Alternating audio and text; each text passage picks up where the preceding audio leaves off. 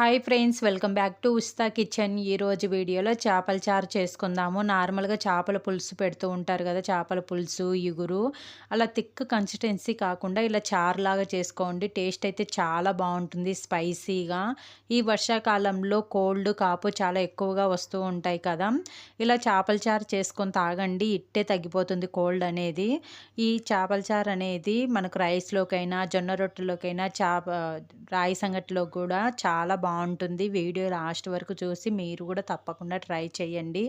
ఇంతవరకు ఈ వీడియోని లైక్ చేయకపోతే లైక్ చేసి మన ఉస్తా కిచెన్ ఛానల్ని ఫస్ట్ టైం చూస్తున్న వాళ్ళైతే సబ్స్క్రైబ్ చేసుకొని పక్కనున్న బెల్ ఐకాన్ని క్లిక్ చేసి ఆల్ మీద నొక్కండి. నెక్స్ట్ లేట్ చేయకుండా ప్రాసెస్లోకి వెళ్ళిపోదాము.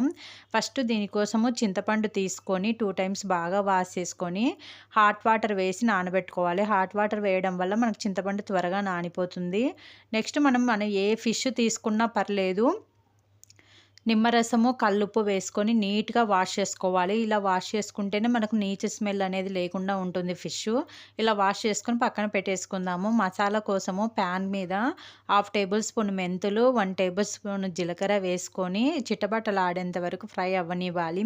ఇలా కొద్దిగా ఫ్రై అయిన తర్వాత దీంట్లోకి 2 టేబుల్ స్పూన్ల ధనియాలు, చిన్న దాల్చిన చెక్క, 2 యాలకులు వేసుకొని ధనియాలు కొంచెం కలర్ చేంజ్ అయ్యేంత వరకు లో ఫ్లేమ్లో ఫ్రై చేసుకోవాలి. ఇలా కొద్దిగా ఫ్రై అయిన తర్వాత దీంట్లోకి ఎండు కొబ్బరి ముక్కలు వేసుకొని మాడకుండా జస్ట్ 2 సెకండ్స్ ఫ్రై చేసుకొని ఫ్లేమ్ ఆఫ్ చేసి 1 స్పూన్ గసగసాలు వేసుకొని మొత్తం మిక్స్ చేసుకోవాలి. ప్యాన్కున్న వేడే సరిపోతుంది గసగసాలకు అనేది. పక్కన పెట్టేసుకుందాము. ఈ ఫ్రై చేసుకున్నటి పూర్తిగా చల్లారిన తర్వాత మిక్సీ పట్టుకోవాలి. తర్వాత ఒక వెడల్పాటి కడాయి తీసుకొని 3 టేబుల్ స్పూన్ల వరకు ఆయిల్ వేసుకొని చిన్నగా కట్ చేసుకున్న ఆనియన్స్ అండ్ తాలింపు దినుసులు, ఎండుమిర్చి, కరివేపాకు వేసుకోవాలి. కరివేపాకు అనేది ఏ కర్రీస్ చేసినా కూడా కొంచెం ఫ్రెష్గా ఉన్నది వేసుకున్నామంటే ఆ ఫ్లేవర్ అనేది చాలా బాగుంటుంది. ఈ తాలింపు అంతా కొంచెం గోల్డ్ కలర్ వచ్చేంత వరకు ఫ్రై అవ్వనివ్వాలి.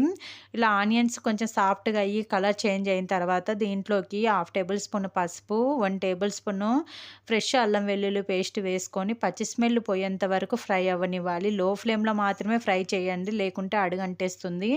ఇలా కొంచెం పచ్చి స్మెల్ అంతా తగ్గిపోయిన తర్వాత మనం ఆల్రెడీ మసాలా అనేది పక్కన పెట్టుకున్నాం కదా, కొంచెం వాటర్ యాడ్ చేసుకొని ఆ మసాలాలు అనేది ఇలా పేస్ట్ లాగా మిక్సీ పట్టుకొని వేసుకొని వెంటనే కదపాలి, లేకపోతే అడుగంటేస్తుంది. మనం కొబ్బరి వేసాం కాబట్టి మనకు వెంటనే కదపకపోతే అడుగంటేస్తుంది. ఇలా కలుపుకుంటూ ఒక 2 సెకండ్స్ ఫ్రై చేసుకుంటే మనకు మిక్స్ అయిపోతుంది ఆనియన్స్ ఫ్లేవర్లో, ఆనియన్స్ మిక్సర్లో.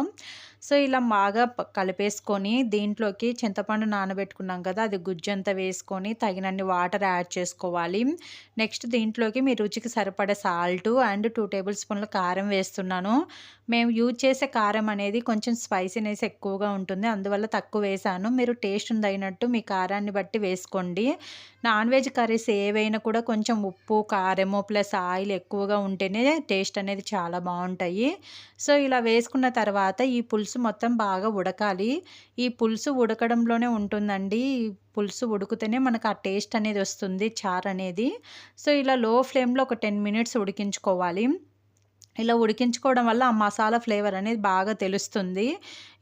ఇలా బాగా ఉడికిన తర్వాత నెక్స్ట్ దీంట్లోకి మనం ఆల్రెడీ వాష్ చేసుకొని పెట్టుకున్న ఫిషెస్ని 1 బై 1 అన్నీ వేసేసుకోవాలి.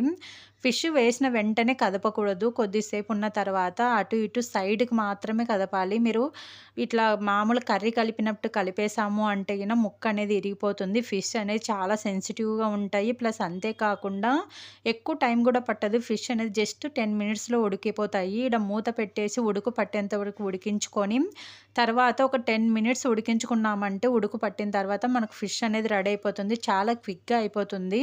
సో ఈ టైంలో ఇలా ఉడికేటప్పుడు ఒకసారి చెక్ చేసుకొని సాల్ట్ కావాలంటే అడ్జస్ట్ చేసుకోండి. ఇలా దగ్గరకు వచ్చిన తర్వాత ఒకసారి చెక్ చేసుకోవాలి. జస్ట్ ఒక 10 మినిట్స్ ఉడికితే చాలండి. ఎక్కువ ఉడికించారంటే మీకు ముక్క అనేది ఇరిగిపోతుంది. చూడండి మనకు 10 మినిట్స్లోనే ఎంత ఈజీగా ముక్క వచ్చేసిందో, ఉడికిపోయిందో. సో ఇలా ఫైనల్‌గా కొత్తిమీర వేసుకొని ఒకసారి అంతా బాగా మిక్స్ చేసుకొని సర్వ్ చేసేసుకోవడమే. ఈ చేపల చారు అనేది వేడిగా ఉన్నదానికన్నా ముందు రోజు నైట్ చేసుకొని నెక్స్ట్ డే మార్నింగ్ తింటే ఆ టేస్ట్ అనేది తెలుస్తుంది. చాలా బావుంటుంది. మంచి కాంబినేషన్ అని చెప్పవచ్చు. జొన్న రొట్టెలకు గానీ, రాగి సంగటికి గానీ. సో, మీరు కూడా తప్పకుండా ట్రై చేయండి. ట్రై చేసి ఎలా వచ్చిందనేది కామెంట్ రూపంలో తెలియచేయండి. మీకు ఈ వీడియో యూజ్‌ఫుల్ అనిపిస్తే మీ ఫ్రెండ్స్ అండ్ ఫ్యామిలీ మెంబర్స్‌కి షేర్ చేసి మన ఉస్తా కిచెన్ ఛానల్‌ని సబ్స్క్రైబ్ చేసుకొని లైక్ చేయండి. Thank you for watching.